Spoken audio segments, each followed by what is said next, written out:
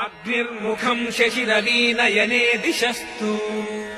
श्रोत्रे वचांसि निगमाश्वसनः समीरः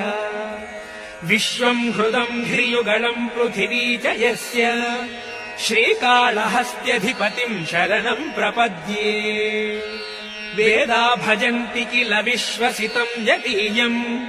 सुप्तिम् समस्तजगताम् प्रलयम् यधीयाम् ज्ञानमुखम् शशिरवीनयने दिशस्तु श्रोत्रे वचांसि निगमाश्वसनः समीरः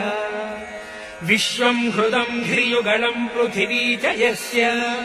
श्रीकाళहस्त्यधिपतिम् शरणम् प्रपद्ये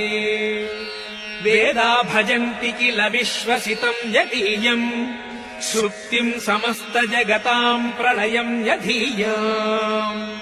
ज्ञानप्रसूनक